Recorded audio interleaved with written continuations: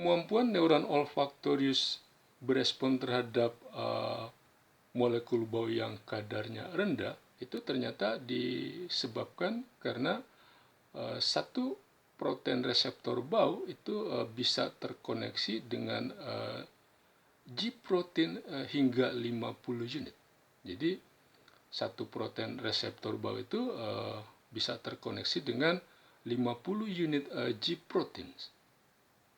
Artinya kalau ada satu protein reseptor bau yang teraktivasi oleh kehadiran molekul bau itu, maka kemudian ada 50 subunit alfa dari G-protein itu yang bisa mengaktifkan 50 unit enzim adenilat siklase yang mengubah ATP menjadi CAMP, sehingga kadar CAMP di dalam neuron olfaktorius itu akan melimpah.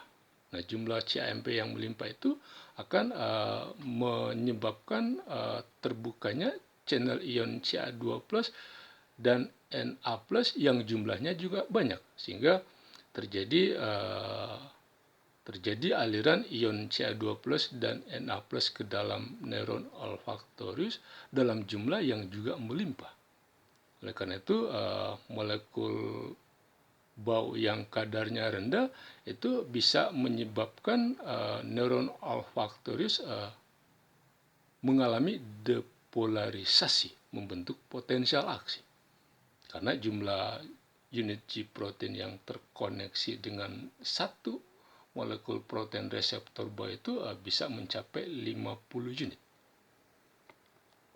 Nah, kalau hidung manusia bisa membedakan 10.000 jenis bau, maka ke 10.000 jenis bau itu dikelompokkan menjadi 7 kelompok besar. Ada kelompok Camphoraceus, Musky, kelompok floral, hingga kelompok putrid. Nah, seperti yang dijelaskan pada video sebelumnya, bahwa satu neuron olfaktorius itu hanya mengekspresikan satu jenis protein reseptor bau. Nanti neuron olfaktorius yang mengekspresikan jenis protein reseptor bau yang sama akan bermuara pada glomerulus yang sama. Jumlah glomerulus yang terdapat pada satu bulbus olfaktorius itu bisa mencapai hingga 8.000 unit glomerulus.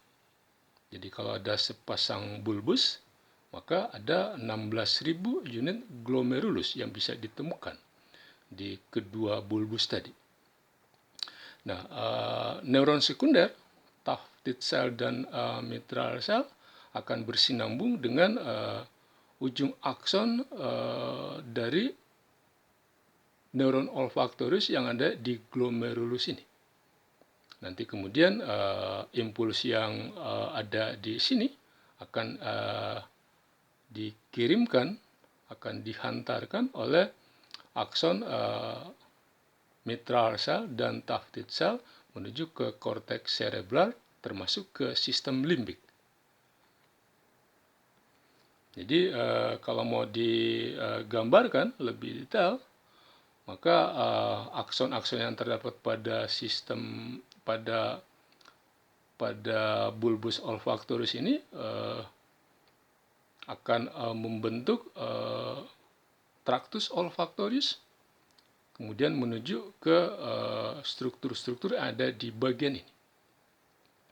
Nah, akson dari Taftid cell misalnya akan bercabang menjadi dua, satu cabang menuju ke nukleus anterior olfaktorius, kemudian cabang yang satunya menuju ke tubercle olfaktorius. Sementara akson dari mitral cell akan membentuk 5 cabang. Cabang yang pertama akan menuju ke nukleus anterior olfaktori, kemudian cabang yang satunya ke tubercle olfaktori, ada cabang yang menuju ke cortex piriform, kemudian ada ke amigdala, kemudian ada cabang terakhir yang menuju ke cortex entorhinal yang terkoneksi dengan hipokampus. Nanti kemudian impuls yang tiba pada 4 struktur terakhir ini akan dihantarkan menuju ke korteks frontal dan korteks orbitofrontal. Nah, pada kedua korteks inilah kemudian bau itu ditafsirkan secara sadar. Jadi akson dari mitral cell itu bisa memanjang hingga ke amigdala dan hipokampus. Amigdala dan hipokampus ini adalah bagian dari sistem limbik yang berperan penting dalam emosi dan memori.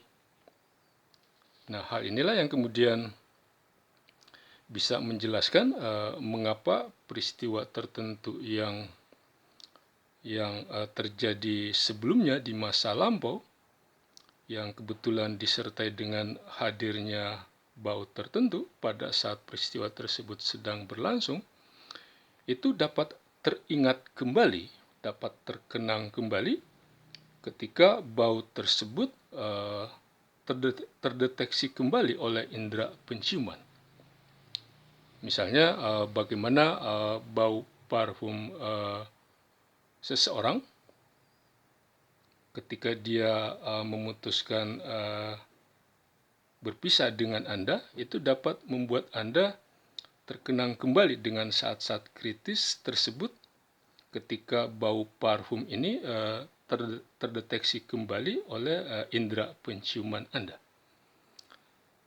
Jadi kalau mau digambarkan, kalau ini adalah bulbus olfactorius, ini adalah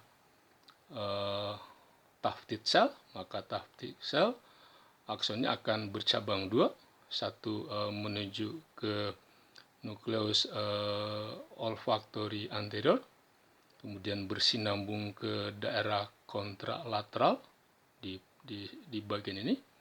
Sementara akson dari mitral cell akan membentuk 5 cabang, satu cabang menuju ke nukleus anterior yang ada di bagian posterior bulbus olfactorius ini.